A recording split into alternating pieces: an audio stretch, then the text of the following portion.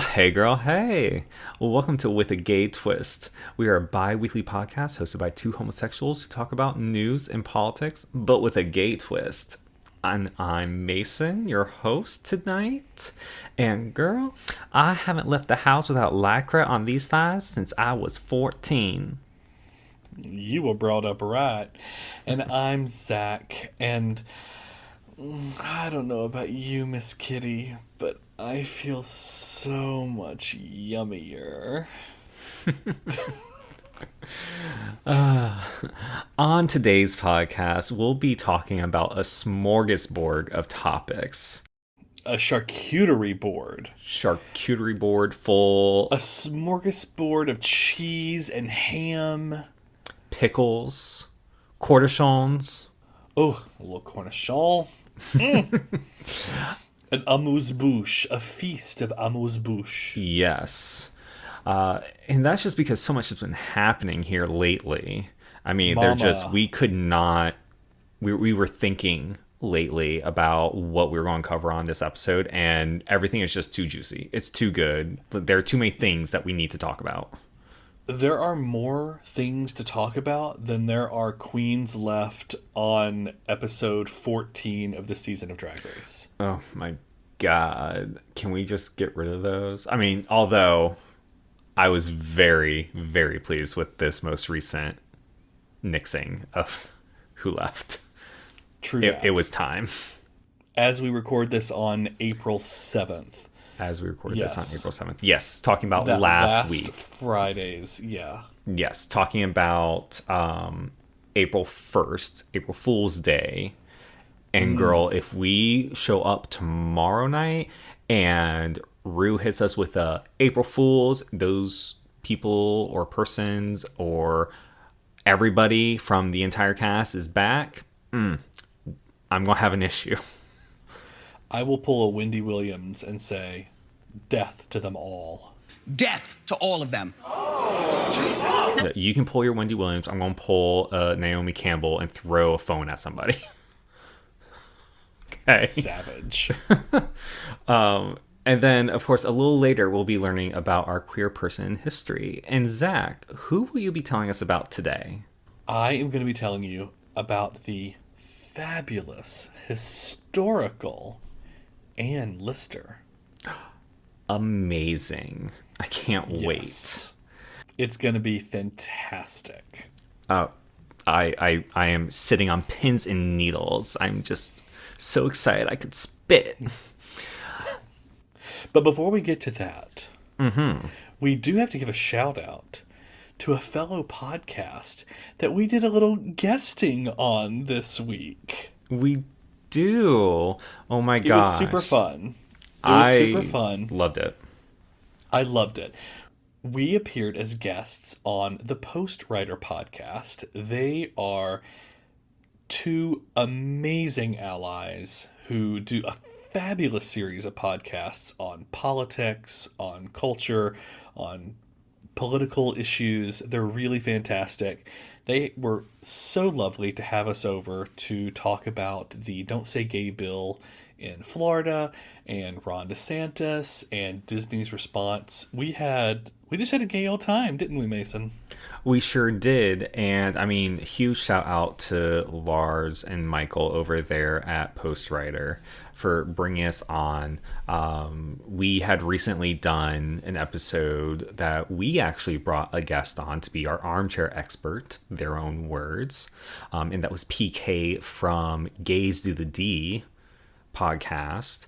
And it was really nice to be able to return the favor, or rather not return the favor, but be able to bring that knowledge forward to another podcast and kind of increase the visibility of that story, and also to kind of give a little bit of an update to the situation, because when we did our podcast now 2 weeks ago, we were kind of in the middle of what was happening with DeSantis and Disney, and then going on to the Politics Express podcast underneath the Post Writers network of podcasts, and just being able to kind of dive a little deeper into the actual legislation. You know, we had that brought up while we were talking about it, so we were able to read right from the legislation. So it was fantastic. Huge shout out to them.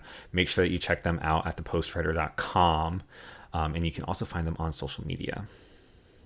Yeah, big endorsement for them. They were really, really great. Yes. Hey, Lars. Hey, Mike. Hope you're doing well. So that's what's happening in podcast news. But in queer news, it's time for the Intersection Interruption. That's right. It's the Intersection Interruption, the segment where we discuss the intersectionality between news, politics, and queerness. And this week, it's actually some great news. So, this past Thursday was the Trans Day of Visibility. It was a fantastic day. I hope everyone reached out to the trans people in their lives to say, hey there, I see you, I love you, and I support you. And I hope that you not only say that with words, but you put some action behind it as well, because our trans brothers, sisters, and siblings really need our support right now. It's been a hell of a year. Yeah, they really do. I mean, it's just they're getting hit left, right, and center this year in a lot of ways. But I really enjoyed Trans Day because it's so nice to see how much it is growing. I know that the company that I work for had a huge event for Trans Awareness Day and Trans Visibility Day, if I can get the damn name right. So Trans Visibility Day, we had a huge thing go through our company, and it was just so nice to see that type of support and that level of visibility from corporate America. For sure. And this is only the second year that the White House has actually issued a proclamation on Transgender Day of Visibility. So kudos to Joe Biden. Kudos to Joe Biden. And I wonder why that is. Why is this only the second year that a proclamation's been put out? Well, let's see. We've had Joe Biden in the office for 2 years. Mm-hmm. Prior to that was the black hole. So, yeah.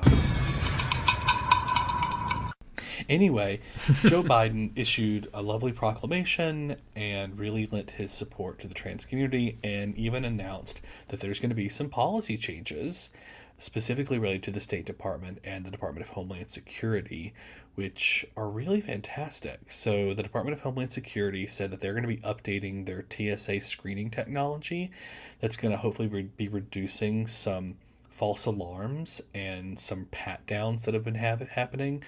Transgender Americans typically have to go through additional screenings when they go through the TSA based on current gender-based technology. So those things are going to be getting updated so that process is a little more fair. Also, beginning on April 11th, the State Department, who issues passports, is going to allow citizens to be able to select X as their gender marker on their passport applications. That's fantastic. Thank you. I mean, that's some wonderful progress.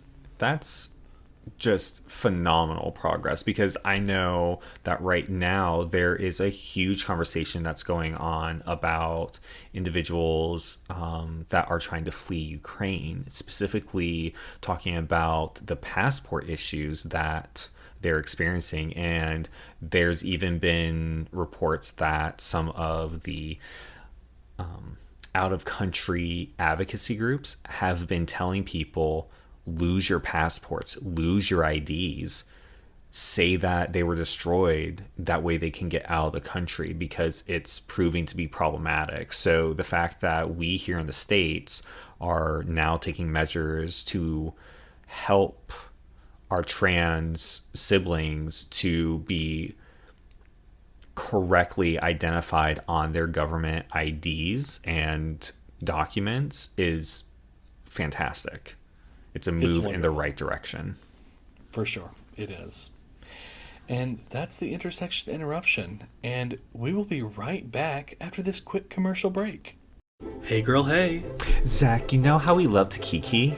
Yes, girl, it's one of my favorite things ever. But it's just always us. All tea, no shade? That makes me a little sad. Well, don't be, because now we have Twitter Spaces. Twitter Spaces? What's that? Every Monday, we'll host a live Kiki session on Twitter Spaces where all of our good Judies can join and have a gay old time with us. That sounds so gay. It is. Then sign my ass up. Well, head over to twitter.com/withagaytwist every Monday afternoon Eastern Time. See you there, girl. Later. And welcome back. Mason, tell me, what's new?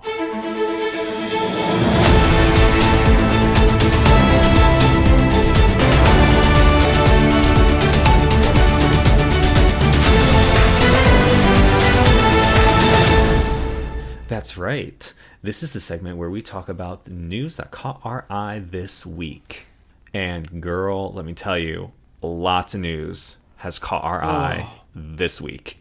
So much news. So much news. So I want to start with just one quick thing. Is it good news? It's kind of good news. Yeah, I would say this is kind of good news.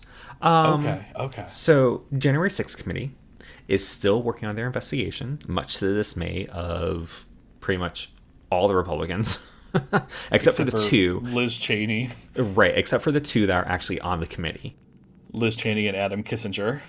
Yes. So we have a full committee of Democrats, and then we had the two Republicans, which is Liz Cheney from Wyoming and Adam Kinzinger.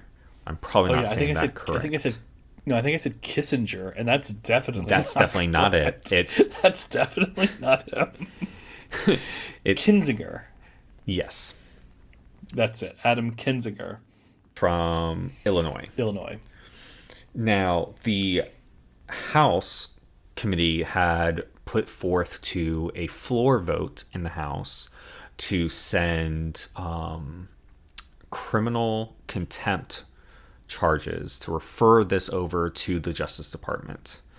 On the House vote, it was passed 220 to 203. That's basically party lines, except for two individuals. Can we guess who those two individuals might be? Ooh, pick me. Oh, yes, Zach. Please tell the class. Yes. Was it the member of Congress from Wyoming and the member of Congress from Illinois? You are correct. Yay. I'm not going to start stripping like that guy in the Adam Sandler movie, Happy Gilmore. That is correct. No one wants to see that. That's too bad. It's too bad. This is an audio podcast only, people. There is no video attached to this. Hey, they got imaginations. I mean, we can insert some like little striptease music. That's fine. Right. For the audience, so the audience knows, I am a svelte 155 swimmer's build, tan and beautiful. I look like Tom Daly's twin brother, who was left in the womb for a little too long. But yeah, that's what I look like. And I am just this pale, milky version of Alexander Skarsgård. He's already pretty milky. He's not as milky as he needs Nordic. to be. He's Nordic, but I shine. Basically, it takes Alexander Skarsgård and then take like the idea of what the vampires in Twilight are, mash them together, and that's me. I'm not quite as crystally, like I wasn't dipped into meth, but like I shine like the top of the Chrysler building. Okay. You shine like the sun. Shine like the sun. Anyways, back to the House. They had recommended for two. Now, this is the interesting part. Not only did we have straight party line vote, that's really not interesting. That's what's been happening in the House pretty much since the last election. And even before that, all the votes with the previous administration were straight down party lines as well. So we've been dealing with now almost 6 years of this party division. But what's interesting is that the referrals for criminal contempt are against 2 former Trump aides. So the House is recommending to the Justice Department that they hold in criminal contempt Peter Navarro, who's the former trade advisor, and Dan Scavino, who's the former deputy chief of staff. During the debates as to whether these referrals should go through, House Minority Leader Kevin McCarthy stated that these referrals are about criminalizing dissent. So I want to pass this question off to you, Zach, and see what your thoughts are. With dissent and this idea of where is the line, how much dissent can you have versus when does it become a criminal act? Yeah, it should also be noted that Kevin McCarthy also said that this was a political show trial and that Democrats are trying to use their power of the federal government to jail their political opponents. And all I have to say is, I mean, sure, we're trying to jail political opponents. You know, the ones that are aiding and abetting someone who incited a riot that caused a group of people to break into the Capitol and try to hang Mike Pence because he was trying to follow the Constitution. Hang a member of their own party and killed multiple people, including police officers. Yeah, what happened? Oh, Blue Lives Matter. I'm sorry, what was that? I'm sorry, what? What? Oh, nowhere to be found now. Yeah, it's ridiculous, and I think this is one of the examples that speaks so clearly as to how far gone the Republican Party is. You can no longer say, oh, you know, Republicans and Democrats, same thing in different colors. No. You can no longer say that the parties are basically the same. This is abhorrent that they watched something like this happen, and now when there's the opportunity to get to the bottom of what happened, how did it happen, and how can we prevent it from happening again, they suddenly don't want to do that. Probably because some of them would be implicated by their actions on that day. And that goes to show how corrupt the party is, down to the core. Yeah.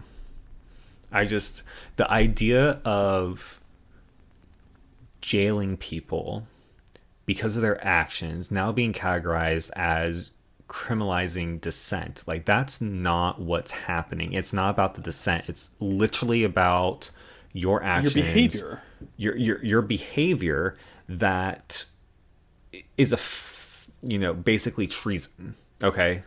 Yeah, this is not a matter of we're jailing you for your thoughts. This is not outlawing thought crime. We're not even jailing you for your speech. We're jailing you for your behavior, for the actions that you've taken, for the behaviors that you've exhibited, and for your blocking of a congressional investigation to try to get to the bottom of what happened on January 6th. Like, that is not dissent. That is obstruction of justice. So Kevin McCarthy can suck it.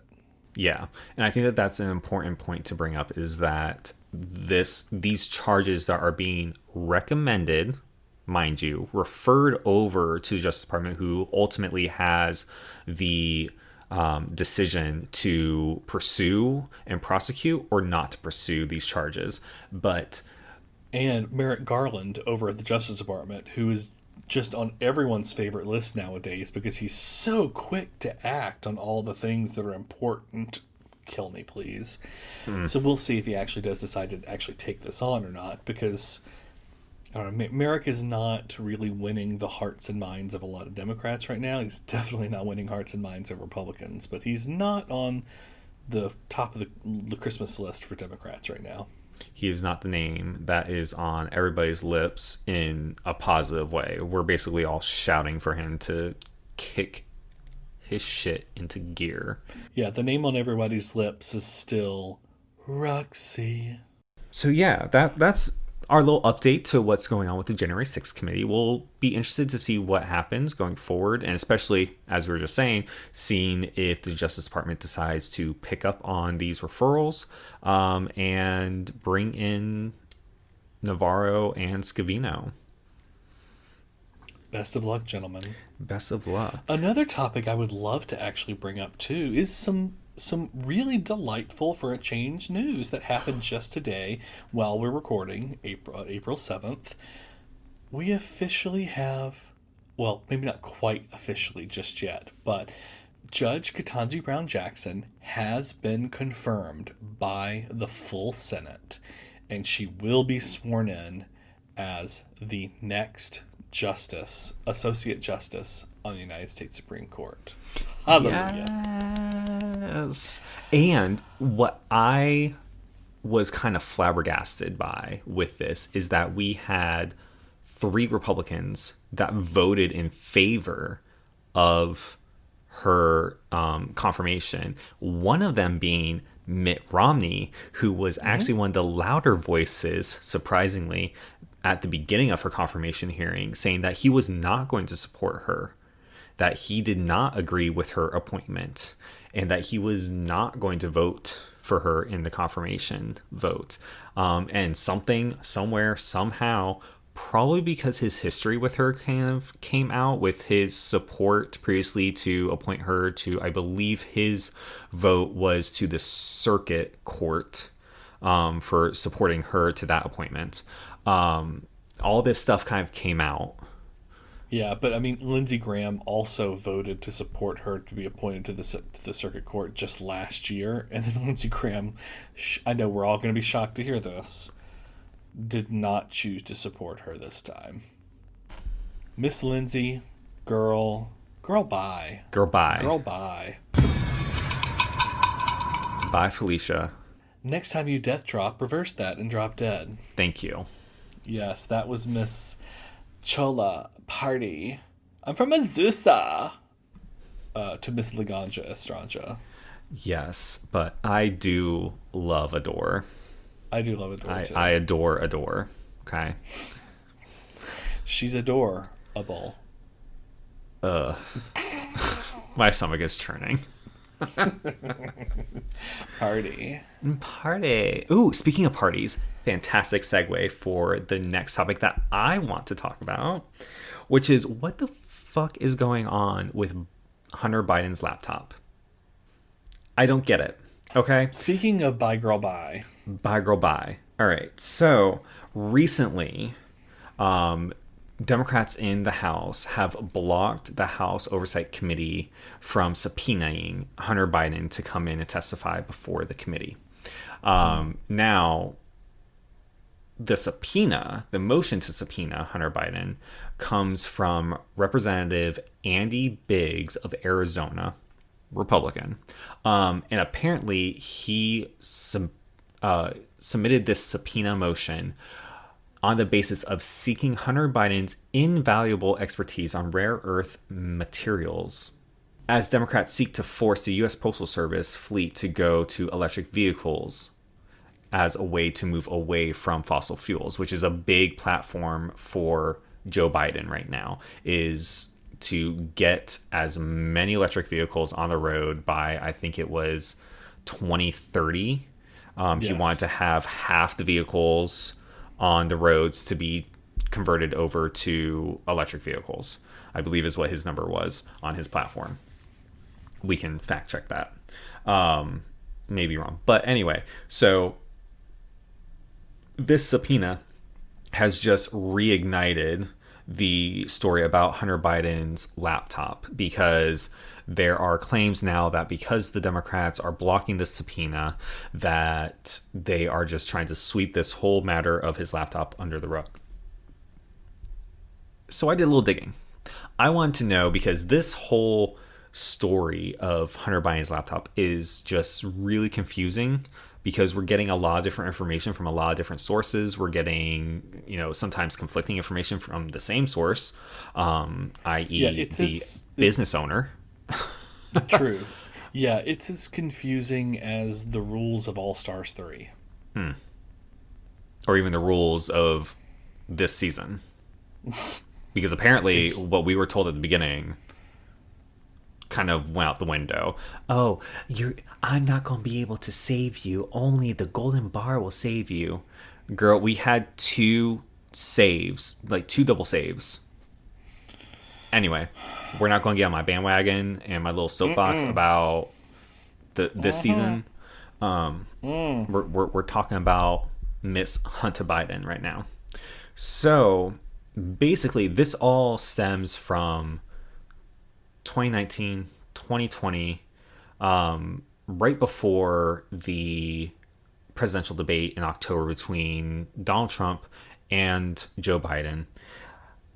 There were talks about, or what surfaced from Rudy Giuliani, was that he came into possession of a copy of a laptop that is supposedly or allegedly owned by Hunter Biden at one point. So the story goes that this laptop computer repair shop came into possession of a laptop that was owned by Hunter Biden. During the repairs of this, the shop owner, who is Mac Isaac, then took it upon himself to copy the hard drive and then to provide this hard drive to Rudy Giuliani. Because I know that whenever I've got some good deep intel, the first person I want to go to is Rudy Giuliani. So this is where the information gets kind of sorted, right? Not only does he claim because of a medical condition that he didn't actually see who dropped off the laptop, but then there's conflicting information straight from his mouth saying how he got in contact with the FBI, whether the FBI reached out to him directly or whether he reached out to the FBI. No matter what happened with FBI, the fact that he copied the hard drive and then provided a copy to Rudy Giuliani, that for me is like the cornerstone of where this all is fucked up, is that we can't confirm who owned the laptop, that it is actually a laptop that was owned by Hunter Biden. But then the fact that you say the FBI was involved, but you handed it off to Rudy Giuliani, who has no ties to the FBI whatsoever. Something smells fishy. Suspicious. This is fishier than Gia Gunn's face, okay? True. And then what's the big issue here with the laptop? Why are we so interested in this? So we're interested in this is because there are supposedly emails that tie the then Vice President Joe Biden to dealings that are going on between Hunter Biden and Ukraine business Burisma. So allegedly, there is an email chain that is basically stating that Hunter Biden had invited a business associate from Ukraine over to the U.S., and a part of that visit was introducing that gentleman to his dad, then Vice President Joe Biden, who then at a later date pressured Ukraine to fire one of their key advisors to Burisma. There's a lot that goes into that as well, but even the FBI has said, or not the FBI, sorry, even the White House has come out and said, no, we looked at Joe Biden's schedule. There was no meeting that happened between Vice President Joe Biden and this official at that time. So not only is there Ukraine involved in this, but there are also dealings with China that are implicated through emails to where money, supposedly $20,000, is being given to Hunter Biden. And then there's this infamous phrase of, and 10 is 10 held by H, meaning Hunter Biden, allegedly, for the big guy. And the big guy is supposed to be Joe Biden. But again, none of this has been substantiated. None of this has been validated, confirmed by any sources whatsoever. In fact, just speaking about the schedule side of it, that's been disproven by the White House saying, nope, these meetings never happened with, Joe Biden.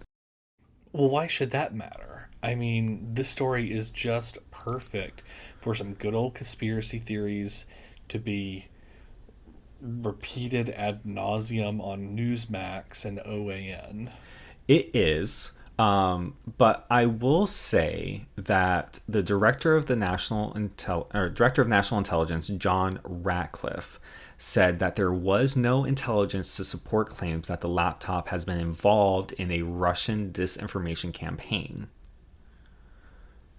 And then a FBI official wrote to Congress that we have nothing to add at this time to the October 19th public statement by the Director of National Intelligence about the available actionable intelligence, meaning that they also have found no other evidence, or at that time they could not make a statement on anything that they may or may not have found on whether the laptop was involved in a Russian disinformation campaign. So I feel that there has also been some confusion added to the mix from the left side of the aisle when they're saying that this story has been involved in the Russian disinformation campaigns.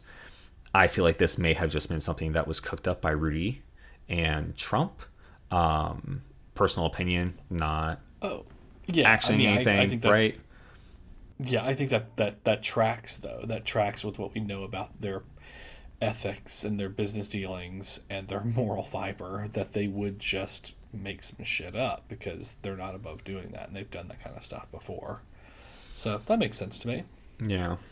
So, hopefully that clears up a little bit of stuff for people. I know that helped me a little bit to kind of wrap my head around why is this so important. There are other things as far as, and I don't get this part.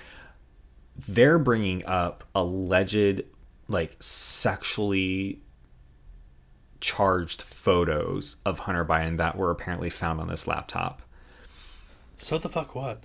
Who the fuck cares? If the guy wants to put M&Ms on his dick, who cares? If he wants to take selfies in a mirror, who cares? The only thing I care about is what kind of M&Ms. Plain, peanut butter, pretzel, caramel. Minis. They're good in cookies, but not on a dick. I mean, I guess whatever you want to put there, right? Whatever tickles your pickle. I don't know if an M&M would tickle my pickle. Only one way to find out. No. That whole idea of it melts in your mouth, not in your hand. Anyway, so that's what's happening with the Biden laptop story. All chicanery and charcoonery and it's all tomfoolery. The level of unprofessionalism, far too much. Smoke and mirrors, trying to draw our attention away from the issues of, I don't know, Matt Getz, Cawthorn, Boebert. I mean, I could just go on and on right now. Marjorie Taylor Greene, who filed a complaint with the Capitol Police because of a joke made by Jimmy Kimmel. Yeah, I mean, I did see that tweet recently. It's ridiculous. I loved Jimmy's response. Mr. Police Officer, I'd like to report a joke. It's fantastic. She wouldn't know a joke if it bit her in the ass. No, you have to have, a reading comprehension level above third grade to understand that. True that. So, Zach, what else do you have for us that's new in the news this week?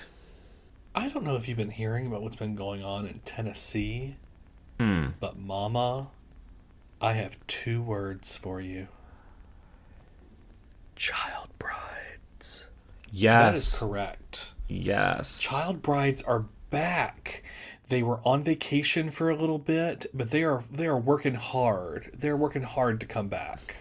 They were back for a hot minute, and then there was pushback. So there has been a amendment put through to the Tennessee Senate that added back the age minimum requirements for marriage.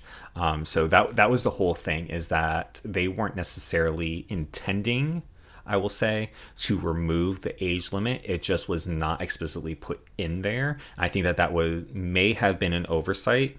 I'm going to be highly optimistic here and say that was just an oversight from whoever was writing the bill, whatever intern was told to type this thing out. But yeah, they've added back in, and the line in the amendment, SA0868 to be exact, now states one man and one woman, if both have attained the age of majority, may file with the office of the county clerk in the county in which one of the parties to the marital contract resides a document called Record of Marital Contract at Common Law. So they are adding that phrase back in. So for now, child brides are off the table. Sorry, you're that is on back order right now and is not currently available. The supply chain is just wreaking havoc. I'm sorry, your local distributor is out of those products. Please see China. They ask you how you are, you just have to say that you're fine when you're not really fine, but you just can't get into it because they would never understand. But all of this really was part of a bill in Tennessee really aimed at, shocker, the gays. This is another attempt by Republicans to just say, you know what, listen, we already had marriage redefined so that they could make it between a man and his dog if they wanted to. So why don't we just change the definition of marriage again? I thought that marriage equality was sort of settled over and we were sort of moving on past this, Mason, but it seems like they just can't get over it. It really is a thorn in their side. And I was reading through the First Amendment that was placed on this bill once it moved into the Senate, because I can't find any of the other text. But this amendment actually gives me pretty much the full body of the text. So as I was reading, it takes 8.5 pages to get to the actual law that they are writing. The first 8.5 pages, it's not devoted to definitions. It's not devoted to jurisdiction. It's devoted to ripping apart the power that the Supreme Court's decision in Obergefell v. Hodges has over states. So basically, the entire foundation of their argument boils down to the fact that they believe that the powers granted to the federal government in in the 14th Amendment do not go so far as to grant the Supreme Court license to create laws within a state. And so Tennessee is taking the idea of we are not being we can't be forced by this decision to create a law. They're not looking at it as the Supreme Court looked at it, as far as by limiting marriage between a man and a woman, you are now discriminating against a whole group of Americans. You are not allowing them to have equal rights. Tennessee is saying, oh, no. The right to marry has been delegated to the states. And so the states are able to define what a marriage is and how we recognize that definition. And so they're going back and saying that based on our history, based on our votes and the people of Tennessee, we only recognize that a marital relationship at common law can exist between a man and a woman. So it's really conflated. It's really kind of like this cyclical thinking. And it's going to be interesting to see what happens, because most likely this is going to pass, unfortunately. But this is going to do exactly what Texas and Florida are doing as far as bringing these ideas of federalism and how they are implicated at the state level with these protections that have been decided at the federal level, it's going to bring this all to a head. And thank God we got Ketanji Brown Jackson onto the bench at the Supreme Court level, because we need another voice of reason in there when these cases get up there, because the Supreme Court's going to have to take these up again. They are, and even with Judge Jackson on the bench, the makeup of the court is still abysmal. And honestly, I mean, it's been said for the last several months, first will fall Roe, then will fall Obergefell. I mean, it's just a matter of time. I don't know if that's going to be the order, though, to be honest, because it all comes up to how the Supreme Court grants cert. If they grant cert to these laws that are challenging Obergefell, then they'll hear that first. And even if they grant cert, I don't think that they have to go in order of granting cert. I think they literally can just make their schedule, make their calendar as they wish. And at the same time, I think there are some cases currently on the docket, though, already about Roe. And I think those cases have already been argued. We're now just waiting for their decisions to be written and released. Well, we had the one case that was remanded back to Texas, and the Supreme Court basically said last session, we're not touching this. Send it back. This is a state issue. This is not us. So they sent it back to Texas to remediate, or re-adjudicate rather. So it'll be interesting to see how things unfold going forward, because these issues keep coming up, and it's going to be specifically with Roe, it's going to be, okay, are we looking at literal denial of access to abortions, as far as like you cannot have an abortion no matter how pregnant you are, like you can't have it the day that you find out that you're pregnant, even if you're like 2 days pregnant, right?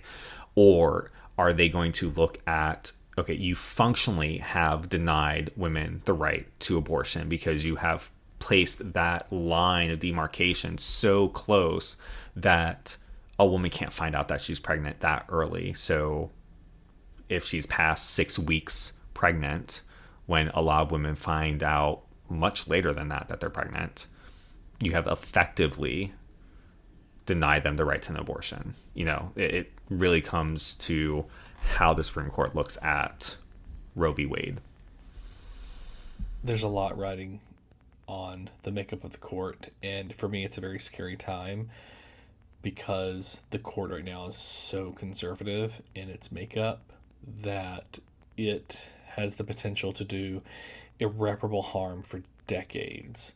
I mean, think about the Warren Burger courts of the 50s and 60s, where we made so much progress. It's going to be like the opposite of that. I know. And we have a justice on there sitting right now that prior to her appointment, we knew where she stood with this. And it's not that we knew where she personally stood with this, it's that she was making public declarations about the stance on the right to abortion and the right to life.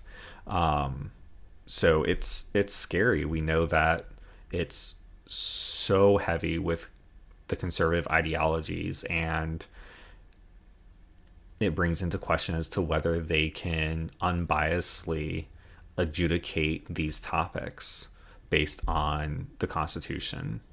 So that's what's happening with Tennessee. We're going to keep our eye on this, right? For sure. And in honor of Trans Visibility Day, I just want to take a moment here at the last portion of our What's New segment to honor those trans individuals, our trans siblings, that have passed this year because of fatal incidents. So we're talking about these trans individuals that have been reported and have died because of being murdered. I feel that their names should be known and that we should honor them. Yes, for sure. So we have, and this is just this year, so far we have unfortunately lost 9 trans siblings to fatal incidents. We have Amare Lege, and I may be saying her last name incorrectly. It's Leg. She was a young black transgender woman who graduated from Woodland Hills High School in Wilkinsburg, Pennsylvania. She was a dancer and a coach for a hip hop and majorette dance team. We have Duval Princess, and she was a well-known hairstylist and active member in the queer community in Jacksonville, Florida, where she was unfortunately killed. We have Cypress Ramos, who was a 21-year-old Latina trans woman, and she was found dead in February of this year. She was from Lubbock, Texas. We have Naomi Skinner, who is a 25-year-old black transgender woman, and she was fatally shot by her boyfriend in Highland Park, Michigan, which is near Detroit, also in February, one day apart from Cypress. We also have Matthew Angelo Spampinato, who is a 21-year-old white trans man who was a victim of a hit and run in Newcastle, Delaware, also in February. We have Paloma Vasquez, a Latina transgender woman who was living in Houston, Texas, who was a member of a organization for Latina trans women. She was found fatally shot on February 22nd of this year. We have Tatiana LaBelle, a 33-year-old black transgender woman from Chicago. Her death is unfortunately still unclear, but has been ruled a homicide, and there is still an active investigation ongoing. We have Catherine Katie Newhouse, who was a 19-year-old Asian American neurodivergent trans woman. Talk about intersectionality here. And she was killed by her father in Georgia just this past month in March, who then turned the same weapon on himself. So it was a murder-suicide situation. So that was Catherine Katie Newhouse.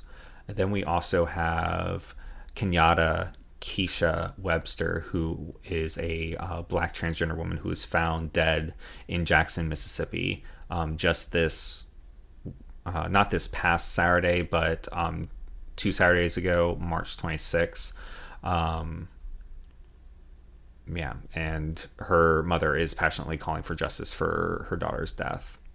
So just want to make sure that we give visibility and honor those who have tragically passed.